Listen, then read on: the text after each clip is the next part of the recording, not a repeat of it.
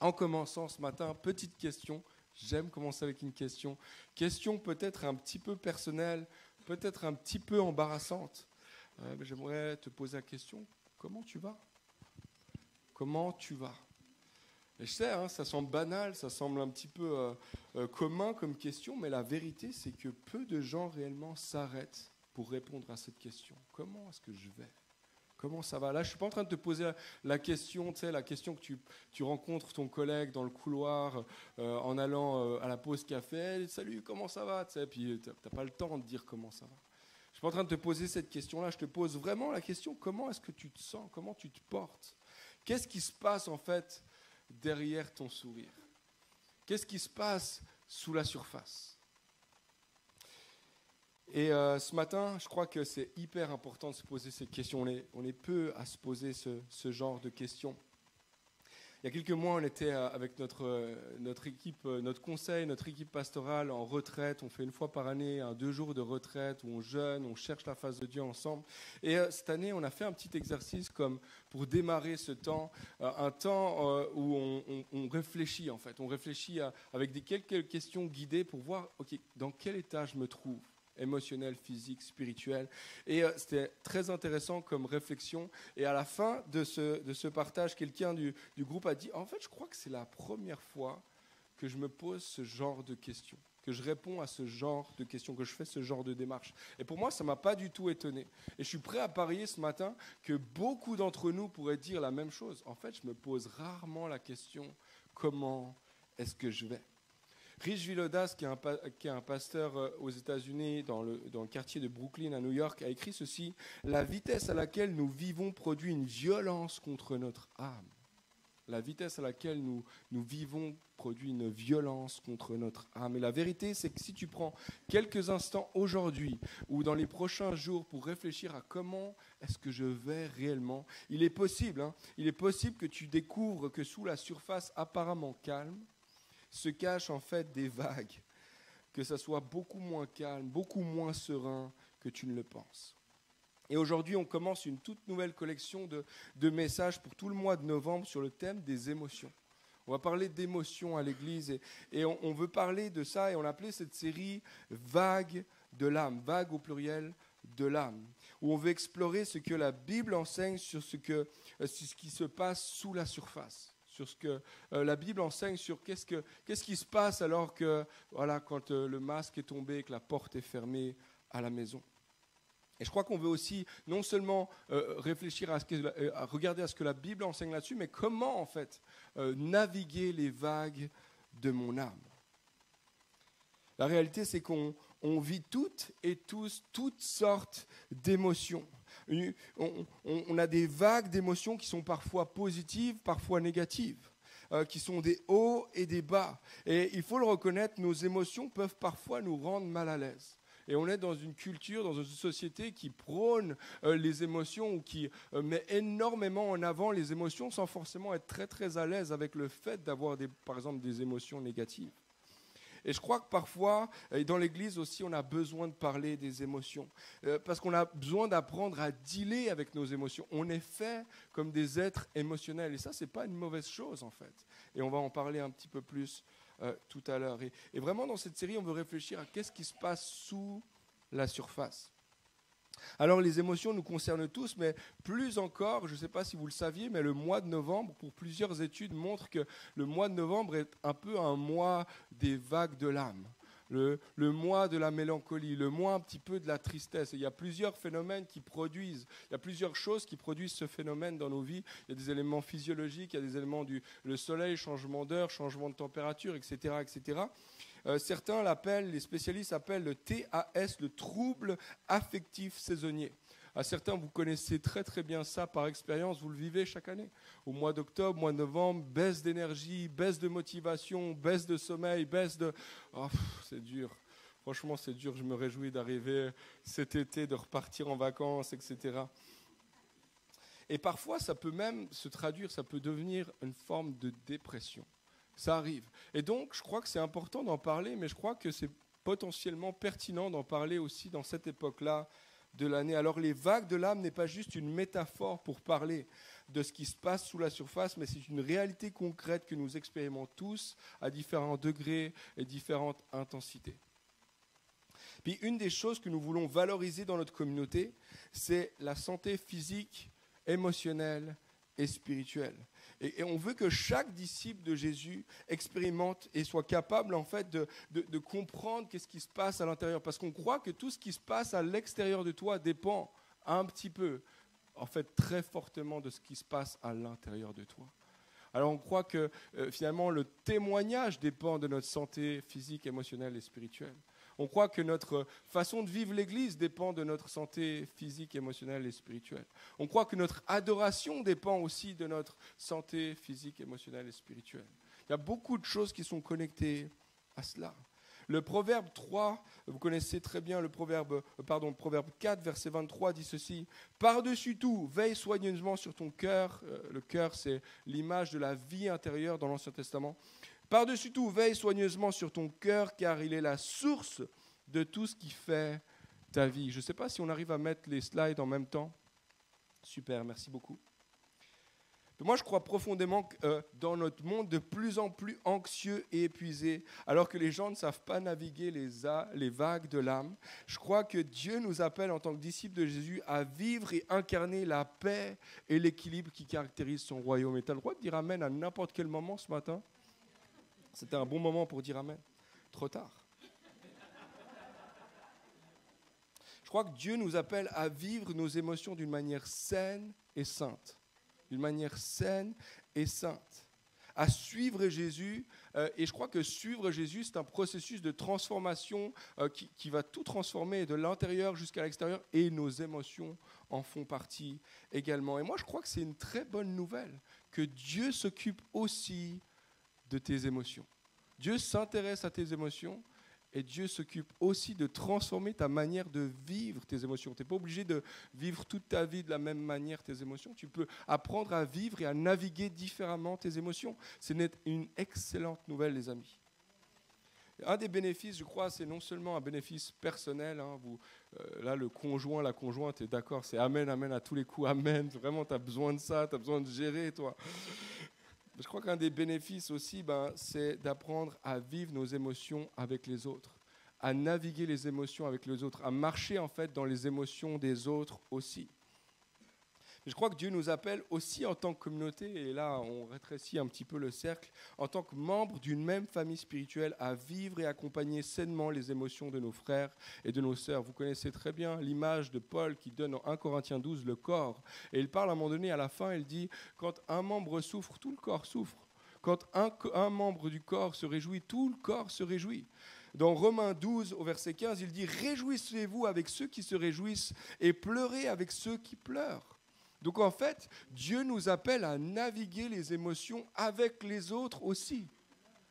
Et peut-être même d'être capable d'être assez mature émotionnellement pour marcher avec quelqu'un qui marche dans la vallée de l'ombre et de la mort. Amen. Plus encore que notre communauté, au-delà de notre communauté, imaginez l'impact, le témoignage que nous pourrions avoir dans un monde si épuisé, si anxieux, si nous étions capables en fait de vivre une vie émotionnellement saine. Où on est capable en fait de connaître nos émotions, de vivre nos émotions, de les processer avec Dieu, avec la force de Dieu et de son esprit. Moi, je crois qu'on aurait un témoignage extraordinaire dans nos familles, premièrement dans nos couples, dans nos familles, dans le lieu où on habite, dans le quartier dans lequel on habite et dans notre travail. Imaginez. Alors le problème, si on est honnête ce matin, c'est que la plupart d'entre nous avons de la peine à naviguer les vagues de nos émotions. Puis je crois que ça vient en partie du fait qu'on a de la peine à comprendre et on ne sait pas non plus comment est-ce qu'on peut fonctionner avec nos émotions. Alors la première chose qu'il faut établir ensemble ce matin, c'est que nos émotions ne sont pas mauvaises en soi. Je crois qu'on a un petit décalage avec les slides si jamais. Voilà pour la technique.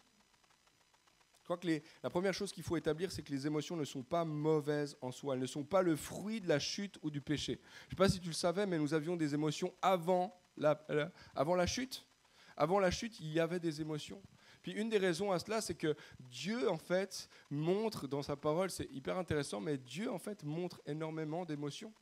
Ça fait peut-être bizarre à entendre, mais Dieu montre parfois des émotions. Et en fait, il nous a créés à son image, à sa ressemblance. Il nous a créés non seulement comme des êtres physiques, comme des êtres spirituels, des êtres relationnels, mais aussi des êtres émotionnels. Et c'est une bonne chose. Ça fait partie de qui tu es, de ce que Dieu a fait de toi. Alors la raison pour laquelle Adam a expérimenté la joie lorsqu'il a vu Ève pour la première fois, c'est parce que lorsque Dieu observe la création, il en a de la joie. Il se réjouit de la création. Il est dit dans Genèse chapitre 1, verset 31, Dieu considéra tout ce qu'il avait créé et c'était très bon. Et le mot ici, c'est ça procure de la joie, ça procure du plaisir. Dieu a du plaisir en observant la création. Alors que lorsque Adam observe sa femme, il a du plaisir, il a de la joie en la voyant. Vous voyez ? Ça, c'était avant la chute, c'est-à-dire que tes émotions ne sont pas mauvaises. Elles sont une chose que Dieu a fait en toi, a mis en toi. Et ça, c'est une bonne chose. Tu expérimentes la joie parce que Dieu expérimente la joie. Tu expérimentes la tristesse parce que Dieu expérimente parfois la tristesse. La colère parce que Dieu expérimente parfois la colère. Il y a toutes sortes d'exemples dans la Bible où Dieu semble expérimenter le regret, par exemple avec Saül. Il avait choisi Saül et puis il dit à Samuel, j'ai du regret d'avoir choisi Saül. Il dit aussi qu'il a de la colère lorsque David prend un mauvais choix de compter le peuple. Il y a de la colère qui est là. Il est dit aussi qu'il y a de l'anticipation et de la joie dans Sophonie. Par exemple, il est dit que je ferai de toi le sujet de ma joie. Je vais danser avec allégresse devant toi, il est dit. Dieu a de la joie. Dieu a des émotions, c'est fou.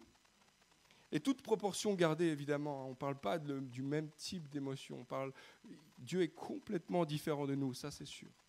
Mais toute proportion gardée, Dieu semble vivre des émotions et c'est la raison pour laquelle toi et moi, on a également des émotions. Plus encore, la Bible est remplie de témoignages d'hommes et de femmes qui sont soumis à toutes sortes d'émotions. Pense par exemple à David et ses psaumes de joie, de tristesse, même ses psaumes de colère. Il pète les dents. Il est en colère, le monsieur. Pense à Job et ses longues prières remplies de plaintes et d'incompréhension. Pourquoi ? Jusqu'à quand ?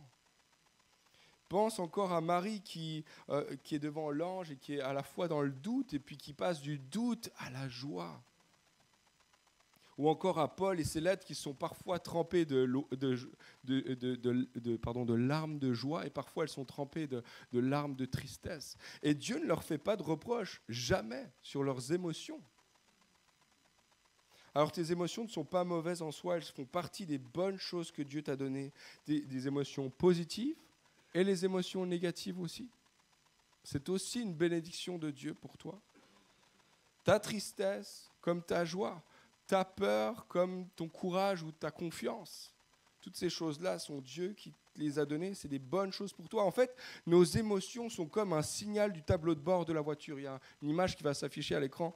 Et, le tableau de bord de la voiture, vous voyez très bien pour les conducteurs à quoi ça ressemble. Et il y a des petits signaux parfois qui clignotent, qui s'affichent. Quand par exemple il manque de l'essence, boum, il y a un signal qui s'affiche. Quand il y a un problème moteur, boum, il y a un signal qui s'affiche. Il y a quelque chose qui s'affiche pour le conducteur pour lui montrer qu'il y a un problème à l'intérieur. Et de la même manière, les émotions fonctionnent exactement de la même manière. C'est un signal qu'il se passe quelque chose à l'intérieur de toi. Est-ce qu'on reprocherait d'avoir le signal ? Est-ce que le signal est le problème ? Non, le signal montre qu'il y a un problème. Et l'émotion fonctionne exactement de la même manière. Quand le signal d'essence apparaît, tu sais qu'il manque de l'essence. Quand le signal monte le moteur, c'est qu'il y a un problème moteur. Quand le signal du frein est là, c'est-à-dire que le frein moteur est encore enclenché. Alors tes émotions sont des signaux qui servent à t'informer que quelque chose extérieur se passe à l'extérieur qui touche ce que tu chéris à l'intérieur. Il y a quelque chose à l'extérieur dans ton contexte qui touche quelque chose que tu valorises, que tu chéris. Et du coup, ça te touche. Il y a quelque chose qui se passe. Te donner un exemple, moi je fais partie de ces gens-là qui sursautent à chaque fois qu'il y a quelqu'un qui se planque derrière une porte. Je fais partie de ces gens-là. Vraiment, vous avez de la grâce envers moi, s'il vous plaît. Ne commencez pas à vous planquer dans l'église pour attendre le pasteur, on va lui faire une blague. Ce n'est pas une bonne blague pour moi. Mais au début, Christina, de notre mariage avec Christina, elle a appris ça de moi assez rapidement et tout ça. Et du coup, dans les premières semaines et mois, et même la première année en vrai, elle me chicanait, elle se mettait derrière les portes, elle se planquait dans les armoires. Ah! À chaque fois, juste pour voir ma réaction, pour voir à quel point j'allais crier avec virilité.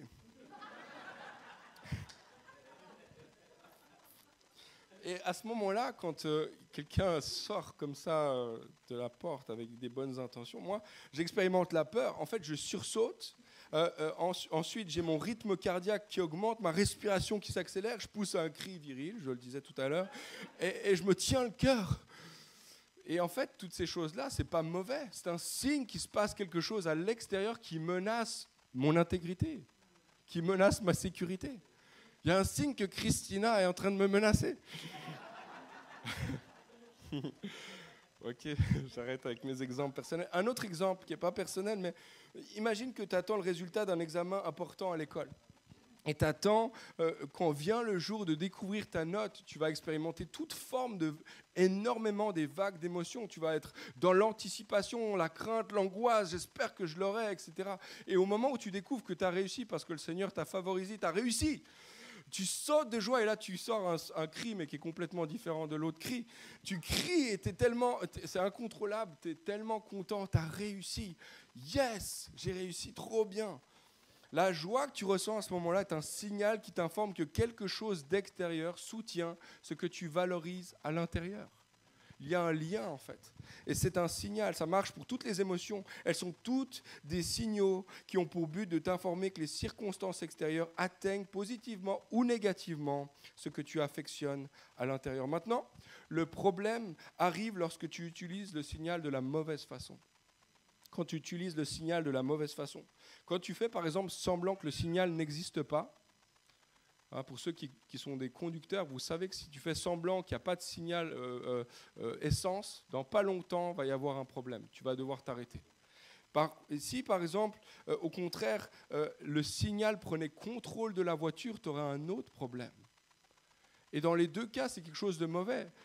Quand on fait semblant que le signal n'est pas là, ou quand le signal prend contrôle, dans les deux cas, il va y avoir un problème. C'est de la même façon pour nos émotions. Certains font comme si leurs émotions n'existaient pas parce qu'ils croient foncièrement que c'est une mauvaise chose. Et certains se laissent complètement driver ou diriger par leurs émotions. D'un coup, ils n'ont plus moyen de quoi que ce soit, de volonté. Ils se laissent juste prendre par leur tristesse, juste prendre par leur anxiété, juste prendre par leur colère. Ah, mais moi, je fais ça parce que je suis en colère et je ne peux rien faire contre ça. C'est pour ça que Paul écrit dans Éphésiens 4, verset 26, il écrit « Si vous vous mettez en colère, ne péchez pas ». Tu vois, tu n'es pas obligé de pécher lorsque tu es en colère. La colère n'est pas un péché. C'est un signal. Mais lorsque tu te mets en colère, ne pêche pas.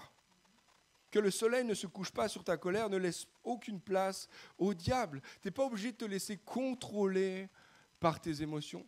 Mais je crois que tu ferais une erreur aussi de faire semblant que ton émotion n'existe pas. Tu vois, pour ceux qui se laissent diriger par leurs émotions, ils font comme s'il s'agissait de leur identité. Comme si c'était eux au profond d'eux, en fait. C'est réellement qui je suis, cette colère. C'est réellement qui je suis, cette angoisse. C'est réellement qui je suis, cette jalousie. Alors que ça ne l'est pas. Et alors, ils vivent pour sentir et ressentir. Et la réalité, c'est que cette tendance est extrêmement présente en Occident, aujourd'hui, dans notre culture. Il y a énormément de gens qui se laissent uniquement guider, diriger dans leur vie par leurs émotions. Je le sens pas. Si je le sens pas, je le fais pas. Ah, mais je t'aime plus. Ouais, ça fait 10 ans qu'on est mariés, mais je le sens plus, tu vois. Et ils prennent des décisions, ils prennent des directions dans leur vie en lien avec ce qu'ils sentent plutôt que ce qu'ils croient. Mais il y a plein de gens aussi, au contraire, qui se laissent complètement, qui font semblant que les émotions n'existent pas. Et je crois qu'il y a un problème dans les deux cas. Il y a une version chrétienne du premier. Une version chrétienne du premier, c'est quand je me sens bien, c'est que Dieu est avec moi. Quand je me sens pas très bien, Dieu n'est plus avec moi. Ou alors, je me sens béni quand je me sens bien. Puis si je me sens pas bien, c'est que Dieu me bénit pas. Ou alors, on va plus loin, j'obéis à la parole de Dieu quand je la sens. Puis ce commandement-là, je le sens pas trop là. Je ne la sens pas très bien à l'intérieur de moi. Non, je ne pense pas que je vais le faire, celui-là.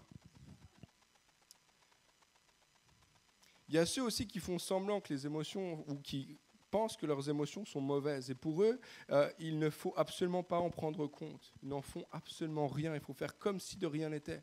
Et dans cette perspective, les émotions ne peuvent pas et ne doivent pas être écoutées parce que les émotions sont perçues comme mauvaises. C'est une approche moralisante, où on croit que les émotions sont... Lorsqu'une émotion est mauvaise, alors c'est mauvais. Lorsqu'une émotion est bonne, ça veut dire que c'est bon. Mais je crois que ça, c'est extrêmement présent dans le cercle chrétien. Et je crois que c'est une erreur de compréhension de la parole de Dieu. Je crois que c'est une erreur de théologie de l'homme, où on ne comprend pas qui est l'homme, on ne comprend pas comment fonctionne la souffrance. Archibald Hart, qui est l'ancien directeur des doctorants du département de psychologie à la faculté de théologie Fuller, c'est une grande faculté de théologie aux États-Unis, il a écrit « Les évangéliques ont tendance à dissimuler bon nombre de problèmes émotionnels. Beaucoup de chrétiens pieux ne reçoivent aucun traitement lorsqu'ils sont atteints de graves troubles émotionnels, soit parce qu'ils ont peur de la stigmatisation associée à ce type de traitement, soit parce qu'on leur a enseigné à spiritualiser leurs problèmes affectifs et à chercher le soulagement uniquement dans les efforts plus marqués de piété. » J'aimerais dire que tes émotions ne sont ni faites pour définir qui tu es, pour prendre le contrôle de ta vie, ni elles ne sont faites pour être ignorées et diabolisées. Elles ne sont pas faites pour être ignorées ni diabolisées. Et moi, je crois que Dieu nous a donné des émotions pour que nos émotions positives, comme nos émotions négatives, soient un signal et puissent nous aider à marcher avec le Seigneur. Et je crois que même si nous ne pouvons pas contrôler nos émotions, nous pouvons apprendre à bien naviguer les vagues de nos émotions. En fait, je crois que Dieu nous appelle à cette voie alternative. Que c'est un appel, en fait, qui est commun à tous les chrétiens. Là, c'est pas seulement pour une partie de l'Église, c'est pour nous tous. On est appelés à maturer dans notre façon de gérer nos émotions. Et je crois qu'il y a un lien entre notre maturité spirituelle et notre maturité émotionnelle. Je crois que Dieu, en fait, fait un lien très très fort entre ta façon de gérer tes émotions et ta façon de marcher avec lui. Peter Scazzaro, qui est l'auteur de plusieurs livres, mais je vous conseille un livre en particulier, si jamais cette thématique vous intéresse ou vous interpelle. Il a écrit « Un disciple émotionnellement sain ». Marcher en disciple émotionnellement sain. Et il écrit dans plusieurs de ses livres, il est impossible d'être mature spirituellement sans être mature émotionnellement. C'est impossible d'être mature spirituellement sans être mature émotionnellement. Les deux sont liés. Martin Sanders, un autre auteur, a écrit « Alimentez aussi bien l'aspect émotionnel que spirituel de votre vie. Même si en général, nous les distinguons nettement, ils sont plus étroitement liés que la plupart d'entre nous l'imaginent. Les deux sont extrêmement liés. Alors je crois que tu es appelé à naviguer sainement tes émotions. En fait, tu es appelé à les naviguer à la belle manière de Jésus. Je ne sais pas si vous le saviez, mais Jésus est un être émotionnel. En fait, très émotionnel. Je ne sais pas si tu le savais, mais Jésus est loin d'être un homme stoïque, froid et impassible. Si tu lis les évangiles attentivement, tu vas réaliser que Jésus vivait beaucoup d'émotions, des positives et des négatives, et qu'il n'avait pas peur de les vivre, au contraire, il les vivait pleinement, mais il les vivait sainement. Certains auteurs disent que dans les 4 évangiles réunis, Jésus a vécu il a vécu 39 émotions différentes. 39 émotions différentes. Moi, je ne savais pas qu'il y en avait autant. J'ai des enfants en bas âge, alors je sais qu'il y a beaucoup d'émotions. On passe du rire aux pleurs, on passe du fou rire au cri, etc. Je ne savais pas qu'il y avait autant d'émotions. Jésus a vécu la joie et la réjouissance, par exemple, lorsqu'il a mangé son dernier repas avec ses disciples, il dit « Je me réjouissais de manger ce repas avec vous ». Il a vécu l'admiration, le sentiment d'admiration lorsqu'il a vu la foi du centenier romain. La compassion quand il a vu les foules ou les marginalisés, les hommes et les femmes qui étaient marginalisés. Donc ça, c'est toutes des émotions positives. Mais il a vécu aussi des émotions dites négatives. Il a vécu la colère lorsqu'il a balayé le temple de tous les marchands. Il a vécu l'indignation quand on lui a empêché les enfants de venir à lui. Il a vécu la profonde tristesse à la mort de son ami Lazare. Et il a vécu même le sentiment de solitude et d'anxiété face à la croix. Jésus était 100% Dieu, il était 100% homme. Et il a pleinement expérimenté toute la palette des émotions humaines que toi et moi pouvons vivre au quotidien. Et ça, c'est une très bonne nouvelle, les amis. Amen. La différence, c'est que Jésus savait les gérer sainement. Il savait les gérer avec sainteté aussi. Puis dans les prochains messages, on va regarder à plusieurs des émotions que Jésus a vécues et observer comment il a navigué les vagues de son âme de la bonne façon. Mais pour ce matin, j'aimerais attirer votre attention sur une histoire pour tirer quelques principes très pratiques et je terminerai avec ça. Ce matin, c'est vraiment un message d'introduction à notre série. Alors, on ne va pas aller en profondeur aujourd'hui sur une émotion en particulier, mais quelques principes généraux sur les émotions en prenant une histoire. Et cette histoire, c'est une des histoires les plus bouleversantes que l'on a dans les évangiles. Ça se passe juste avant que Jésus à la croix. Il était dans le jardin de Gethsémane et il vit quelque chose d'extrêmement intense parce qu'en fait, il vit un des moments les plus déterminants pour l'accomplissement de sa mission et aussi pour la destinée de toute l'humanité entière. Donc il y a quelque chose d'extrêmement important qui se passe là. Tout dépend, si vous voulez, de ce moment-là. Et Jésus expérimente des vagues d'angoisse et de tristesse extrêmement profondes dans son âme. On va lire dans Matthieu 26, versets 36 et suivants. Là-dessus, Jésus se rendit avec eux dans un endroit appelé Gethsémane, avec eux les disciples, et il dit aux disciples, « Asseyez-vous ici pendant que je m'éloignerai pour prier. » Il prit avec lui Pierre et les deux fils de Zébédée, Jacques et Jean, et il commença à être saisi de tristesse et d'angoisse. Il leur dit alors, « Mon âme est triste à en mourir, restez ici éveillés avec moi. » Puis il avança quelques pas et se jeta le visage contre terre et fit cette prière. « Mon Père, si cela est possible que cette coupe s'éloigne de moi, toutefois non pas ce que je veux, mais ce que tu veux. » Il revint vers ses disciples et les trouva endormis. Et dit à Pierre, « Vous n'avez donc pas pu rester éveillés une seule heure avec moi ? Restez vigilants et priez pour ne pas céder à la tentation. L'esprit est bien disposé, mais par nature, l'homme est faible. » Il s'éloigna une deuxième fois et fit cette prière. « Mon Père, s'il n'est pas possible que cette coupe s'éloigne de moi sans que je la boive, que ta volonté soit faite. » Il revint et trouva encore endormis, donc ses disciples, car ils avaient les paupières lourdes. Il les quitta, s'éloigna de nouveau et pria la troisième fois, répétant les mêmes paroles. Puis il revint vers ses disciples et leur dit, « Vous dormez maintenant et vous vous reposez. Voici l'heure est proche et le Fils de l'homme est livré entre les mains des pécheurs. » Et c'est ce moment où Judas arrive et puis les soldats le prennent et puis va s'enchaîner le jugement, le procès injuste, la croix et puis le tombeau. Et ce moment est un des moments, je le disais tout à l'heure, les plus importants de tous les évangiles. Il y a tout qui se joue à ce moment-là. Toute l'histoire de l'humanité change ou bascule à ce moment-là. On voit Jésus s'abandonner complètement à son Père. Il soumet sa volonté à celle de son Père. Il lutte avec l'idée de porter le péché de toute l'humanité, le péché passé, présent et futur, de toute l'humanité, hommes et femmes, toutes les générations. Imaginez, il porte la condamnation à ce moment-là de toute l'humanité cumulée sur ses épaules. Imaginez le combat, la lutte intérieure, à la fois pour plaire à son Père, pour obéir à son Père, mais à la fois pour porter le péché qui le sépare de son Père. Et à ce moment-là, c'est à ce moment-là que Jésus a pris la décision d'accorder la libération de notre condamnation au prix de sa vie. Il porte sur lui toute la condamnation qui était sur toi, il la prend sur lui. Il prend ton injustice, il te donne sa justice. Il prend ta condamnation, il te donne sa liberté. Il prend ton titre de pécheur, il t'appelle fils et fille. À ce moment-là, tout bascule dans l'histoire de l'humanité. Tout s'est joué là. Puis il y aurait tellement de choses à dire sur ce passage, mais j'aimerais le regarder un peu sur un angle un petit peu différent ce matin, sous l'angle des émotions de Jésus. Parce que Jésus vit énormément de choses à ce moment-là, des vagues extrêmes et intenses. Il vit l'angoisse et la tristesse. Et le texte parallèle dans Luc nous dit même qu'il a des grumeaux de sang qui commencent à couler de son front, tellement c'est intense qu'il vit. Moi, je ne sais pas si tu as déjà vécu l'angoisse et la tristesse profonde. Je ne sais pas si ça t'est déjà arrivé. Peut-être certains d'entre nous, vous luttez avec des pensées, des choses difficiles, etc. Et avec tout le respect que je vous dois, et sans mépris aucun, je crois qu'il n'y a personne qui a vécu ce que Jésus a vécu ce jour-là, à ce moment-là. Il y a quelque chose d'extrêmement intense. Il n'y a pas de commune mesure avec ce que quelqu'un d'autre a vécu sur toute la terre. Alors Jésus a vécu des vagues d'émotions extrêmes et les a naviguées d'une manière tellement inspirante. C'est fou comme Jésus gère ça.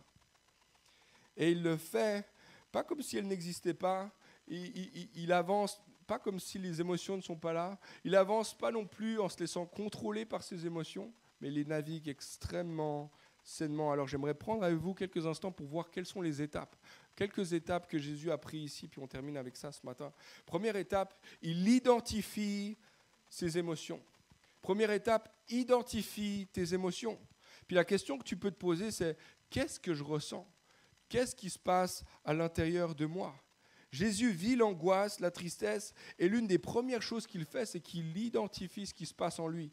Verset 37, il commença à être saisi de tristesse et d'angoisse. Il leur dit alors, « Mon âme est triste à en mourir. » Il vit quelque chose, et à l'instant même, il identifie ce qu'il est en train de vivre. Au lieu de vouloir maîtriser ton émotion ou enfouir ton émotion, cherche plutôt à identifier ce qui se passe en toi. J'ai appris en écoutant une interview il y a quelques semaines en arrière, une interview d'un ancien négociateur de prise d'otages qui fait donc la négociation quand il y a des prises d'otages, etc. Et une des choses qu'il disait, une des premières choses qu'il fait en arrivant, quand il a contact avec celui qui prend en otage, c'est de verbaliser l'émotion du preneur d'otage. Parce qu'il dit, au moment où on identifie son émotion, l'émotion commence déjà à descendre. Ça commence à descendre. Lorsque c'est identifié, ça s'estompe peu à peu. Si tu sens une vague de colère monter en toi, identifie la colère. Si tu sens une vague d'anxiété monter en toi, identifie l'anxiété. Si tu sens une vague de désespoir monter en toi, identifie le désespoir. Sois honnête.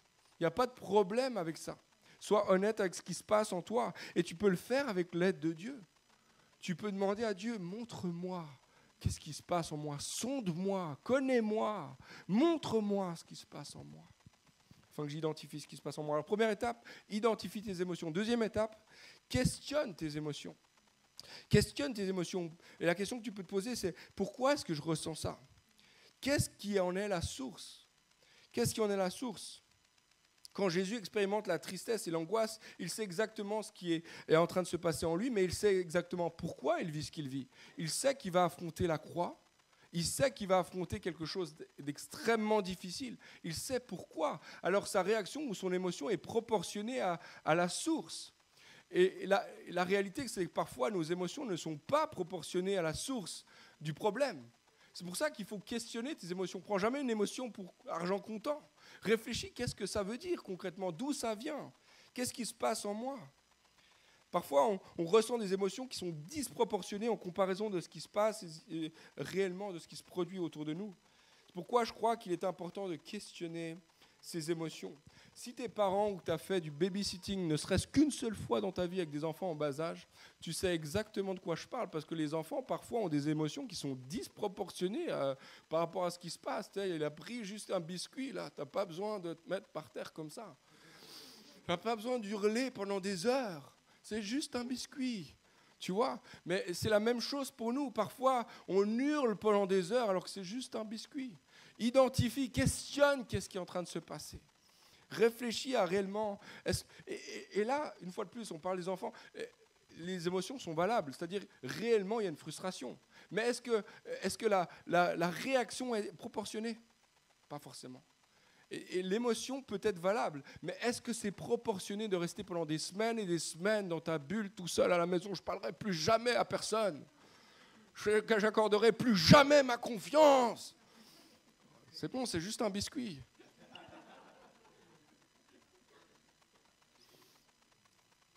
D'ailleurs, aujourd'hui, on sait par la neuroscience que pour 1 minute de colère, ça prend 1 heure à ton corps d'évacuer la cortisol, c'est l'hormone de la colère, d'évacuer la cortisol de ton corps. Donc, pour 1 minute de colère, ça prend 1 heure. Donc, imagine comment une journée peut définir ta semaine, ton mois et ton année. C'est pour ça que c'est important de questionner. À un moment donné, Jonas est fâché. Jonas, le prophète, il est fâché. Et Dieu lui pose la question au chapitre 4. Jonas, fais-tu bien de t'irriter ? Il lui pose 2 fois la question. Est-ce que tu fais bien de te mettre en colère ? Je crois que des fois, on doit se poser la question réellement. Est-ce que je fais bien ? D'où ça vient ? Est-ce que c'est proportionné à ce qui est en train de se passer ? Identifie, questionne, 3e étape, vis tes émotions avec Dieu. En fait, tu peux transformer tes émotions en prière. Et ça, c'est une bonne chose, c'est vraiment une super chose. C'est que tu peux vivre tes émotions avec Dieu. Une des choses qui me frappe vraiment dans ce moment d'angoisse et de tristesse intense, c'est que Jésus prend énormément de temps avec Dieu. Tu sais, il a prié, mais 3 fois la même prière. Et ça a duré, on sait, en tout cas 1 heure et plus. Parce qu'il parle d'1 heure au début. Donc il va prier, il prie cette prière, puis 1 heure plus tard, il revient vers ses disciples qui dorment. Vous dormez ? Ensuite, il retourne, il refait la même prière, il revient, on ne sait pas, peut-être ça a reduré 1 heure. Et puis, il dorment encore, donc là, cette fois-ci, il ne les réveille pas. Ok, je retourne. Et il fait exactement une 3e fois la même prière. Jésus est resté des heures à redire la même chose à Dieu pour vivre son émotion avec le Père. Et ça, c'est une bonne chose, c'est un excellent exemple, en fait, pour nous, pour processer nos émotions devant le Père.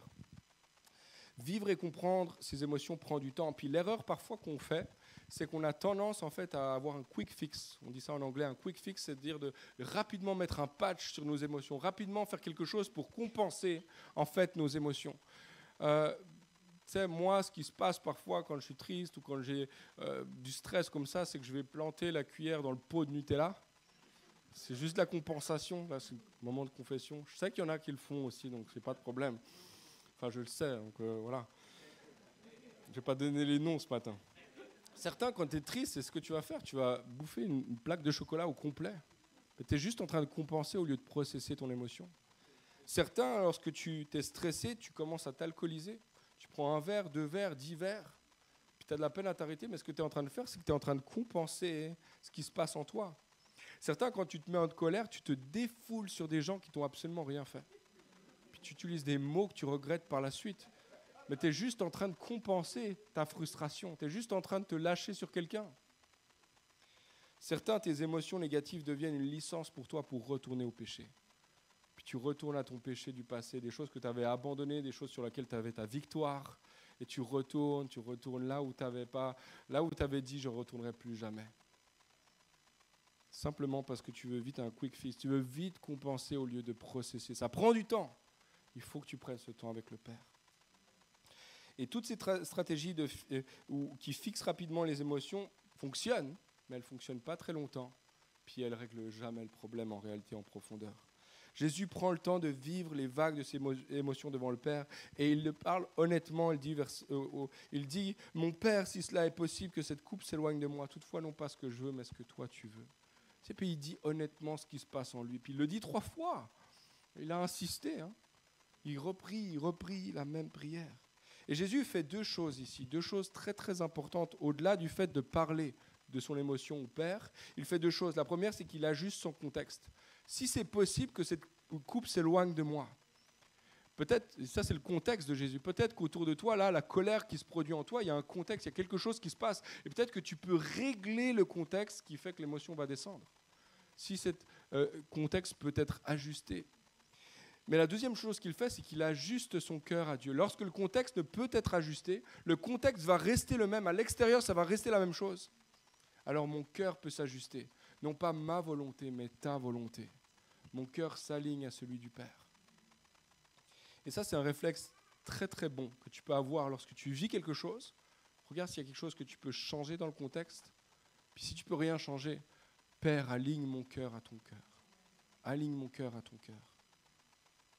On l'a dit tout à l'heure, mais tes émotions sont un signal qui sert à t'informer de quelque chose se passe à l'extérieur, qui touche ce que tu affectionnes à l'intérieur. Si ce que tu ne peux pas changer à l'extérieur, alors tu peux réaligner ce que tu affectionnes à l'intérieur. Identifie, questionne et vis. 4e, et je termine ici, partage tes émotions. Partage tes émotions. Sois vulnérable avec des personnes clés. Mets-toi à côté de gens en qui tu as confiance. Jésus, il a laissé les disciples, puis il en a pris 3 avec lui. Puis il les a amenés avec lui, et puis il s'est rendu vulnérable à eux. Et une des choses vraiment qui me touche, c'est que Jésus n'avait absolument pas besoin d'eux. Jésus est Dieu, il n'a pas besoin d'eux. Au-delà de ça, réellement, les disciples sont des boulets. Ils dorment, les gars. Au lieu d'être avec lui, réellement, c'est des boulets. Mais Jésus les prend quand même avec lui. Et il partage ses émotions, il partage ce qui se vit à l'intérieur de lui avec eux aussi. Veillez avec moi, restez éveillés avec moi. Il fait le choix de partager avec eux, de se rendre vulnérable devant eux. Et j'aimerais te dire, tu n'es pas obligé de vivre seul tes émotions. Tu n'es pas obligé d'être seul dans ce que tu vis. Tu peux partager. Et l'Église, ça existe pour ça aussi, les amis. Alors, on est content d'avoir la famille. Aussi, il y a la famille, il y a des amis, puis il y a l'Église aussi. Puis il y a des gens, il y a des professionnels aussi, pourquoi pas. Mais de processer avec des gens, de marcher avec des gens qui marchent lentement avec toi dans ce que tu es en train de vivre, c'est quelque chose de tellement, tellement important. J'aimerais dire aussi à quelqu'un, peut-être c'est spécifique à des gens qui ont tendance à trop partager leurs émotions. Tu n'es pas obligé de partager avec tout le monde tes émotions. Avec tout le monde en tout temps, je le vis donc je dois le dire. Pas forcément. Des fois c'est passage, des fois ça t'a créé des problèmes. Tu n'es pas obligé de partager, mais choisis quelques personnes clés. Et peut-être tu peux réfléchir à l'avance. En ce moment, peut-être tu ne vis pas des émotions dures, etc., négatives, mais tu peux réfléchir à l'avance. C'est qui les gens vers qui je vais quand ça va mal? C'est qui les gens avec qui je partage quand ça va mal? Les gens font parfois te décevoir, et c'est ce que Jésus a vécu. Ils ont dormi. Puis c'est possible que certains à qui tu t'es ouvert ont dormi, ne sont pas vraiment inquiétés, ont laissé ça traîner, ils n'ont pas posé de questions, ils n'ont pas prié pour toi, ou alors ils n'ont pas réagi comme ils auraient dû réagir. La bonne nouvelle, c'est que Jésus, lui, il se tient avec toi. Parce qu'il connaît cette angoisse, parce qu'il connaît cette tristesse, il connaît exactement le chemin par lequel tu passes. Il le connaît bien mieux que toi. Il peut marcher avec toi, se tenir avec toi. Ça, c'est une très, très bonne nouvelle, les amis. J'aimerais terminer ici en priant. Identifie, questionne, vis et partage.